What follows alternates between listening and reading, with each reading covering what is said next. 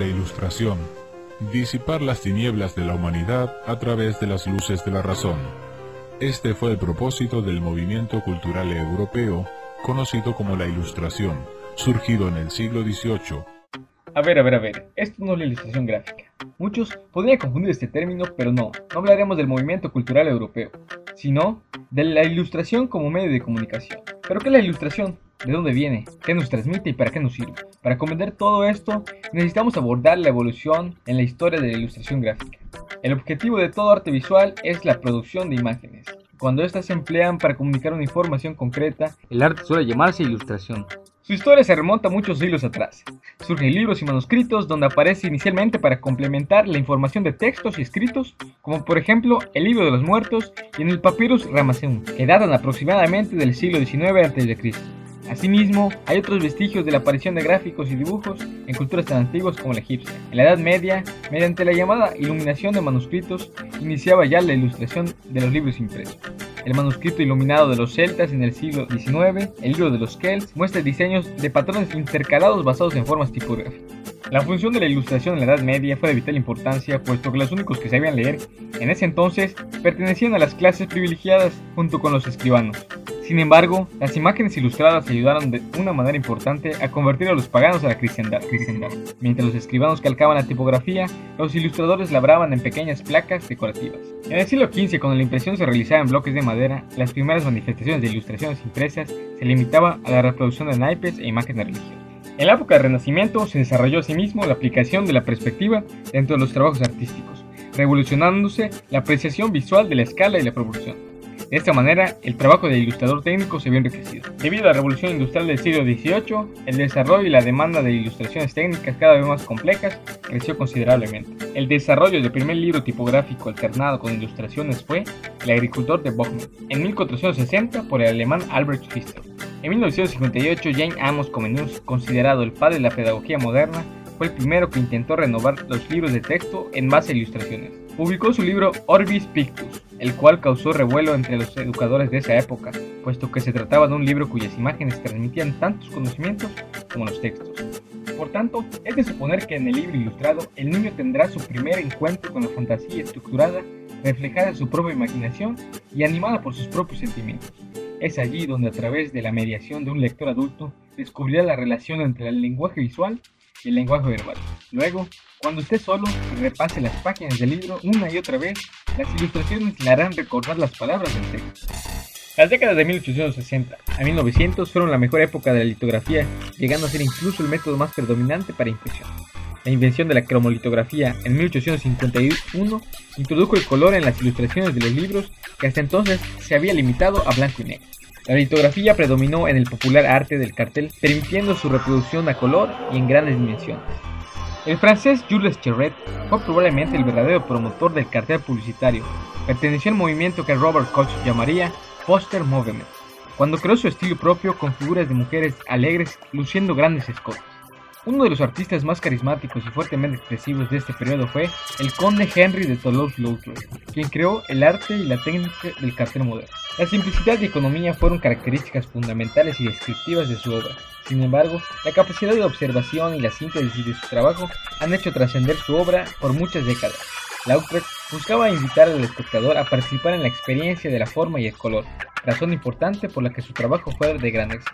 Rechazando la noción de que el arte pictórico noble solo debía plasmarse en el lienzo y el óleo, en 1891 Lautrec realiza su primer cartel Moulin Rouge, La Gaulieu. Hoy fijan mi cartel en las paredes de todo París. Declaraba orgulloso pintor. Otros artistas del modernismo se consagraron en cuerpo y alma al cartel y otros medios artísticos publicitarios. Tal vez el más famoso de ellos sería el checoslovaco Alfons Mucha, quien en diciembre de 1894 recibiría el encargo de la actriz Sarah Bernhardt como anuncio para la comedia Gismondo de Sardou. La exótica ornamentación bizantina y el sutil uso del color le reportaron un éxito inmediato, hasta el extremo de que a partir de allí solo se dedicaría a la realización de carteles que anunciaban desde obras de teatro hasta marcas de papel para cigarrillos y chocolates. Hacia finales del siglo XIX aparecieron las primeras fotografías en algunos libros impresos, incrementando la posibilidad del realismo total de la ilustración. La impresión de semitonos es otro proceso sobresaliente que facilitó la multiplicación de obras a todo color, mediante la superposición de tramas de diferentes tintas fragmentadas con retículas para crear tonos. Posteriormente, la creación de la línea negra dio la facilidad de impresión a 4 tintas, con lo cual los ilustradores pudieron emplear otro tipo de pintura y colores para su reproducción, tal como puede verse con las ilustraciones creadas con temple por Howard Filey para Harper's Magazine. Hasta la época actual, la publicidad, que puede considerarse como una respuesta al desarrollo del comercio y de la industria, se ha incrementado en casi todos los aspectos de la vida cotidiana. Con el aumento de la demanda y con el avance tecnológico del offset, se hizo posible la reproducción e impresión a bajos costos con materiales cada vez más sofisticados. Es así como la reproducción fotomecánica permitió la copia fiel de la obra del artista, eliminando por completo el oficio que desarrollaban los artesanos. Además, provocó el alejamiento gradual de las ilustraciones de documentos basados en hechos reales, las imágenes o situaciones fantásticas o de ficción.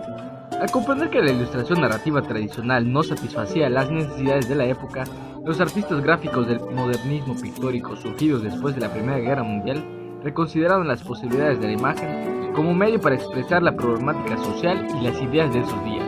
A medida que los artistas gráficos tuvieron mejores posibilidades de manifestar su estilo, crearon más imágenes personales y causaron técnicas y estilos individuales.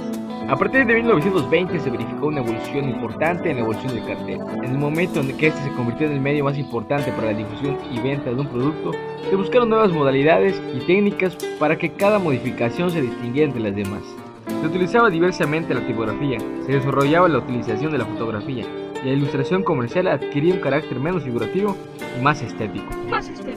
Todas las experiencias de los movimientos artísticos de los primeros años del siglo XX fueron asimiladas para proponer una comunicación, aunque destinada a finalidades comerciales, no carecía de características originales. La creación de imágenes llegó a ser significativa en Polonia, en los Estados Unidos, Alemania y Cuba. En la Sociedad Comunista de Polonia, establecida después de la guerra, surge la Escuela del Cartel. Los diseñadores gráficos se unen con los productores de películas, escritores y artistas de las bellas artes en la Unión Polaca de Artistas. Las obras de los artistas expresaban las trágicas aspiraciones y los recuerdos que estaban íntimamente ligados al alma y sentimientos nacionales de Polonia en la posguerra. En 1964, las obras descriptivas realistas y tradicionales prevalecían en el diseño gráfico estadounidense. La edad de oro de la ilustración estaba llegando a su fin. Su muerte fue pronosticada cuando la fotografía hizo rápidas incursiones en el mercado tradicional, mientras ésta se apoderaba de su función tradicional. La desviación de la concepción de la ilustración obtuvo un enfoque más conceptual. La inició un grupo de artistas de Nueva York, Seymour Strass, Milton Glaser, Reynolds Rufus y Edward Schroeder. Para solicitar tareas independientes se divulgó cada 2 meses una publicación conjunta llamada The Pushpin Almanac, que tenía en su programa interesante material editorial de antiguos almanaques que el grupo ilustraba. Cuando Glaser regresó de Europa en agosto de 1947, después de estudiar grabado bajo la dirección de Giorgio Morandi, forma el estudio Pushpin. Rufus deja el estudio para emprender su desarrollo como decorador e ilustrador de libros infantiles. La escuela Pushpin de ilustración gráfica y diseño presentó una nueva alternativa a la densa ilustración del pasado. En contraste con los carteles polacos de la posguerra que fueron patrocinados por agencias gubernamentales, el furor de los carteles que brotó durante los años 60 en los Estados Unidos fue un movimiento popular fomentado por un clima de ajuste y revolución social. La primera ola de cultura de carteles nació en la subcultura del movimiento hippie de San Francisco. En Alemania, a comienzos de los años 60 y continuando en la década de los 80, emergió una aproximación poética del diseño gráfico basada en el manejo de imágenes fotográficas por medio del collage y el montaje. Desde entonces, aunque la actividad del ilustrador se ha ramificado, como por ejemplo en el área del cine y la televisión, actualmente su papel no ha cambiado sustancialmente, aún sigue trabajando al servicio de un patrón cultural, comercial y de los medios de comunicación.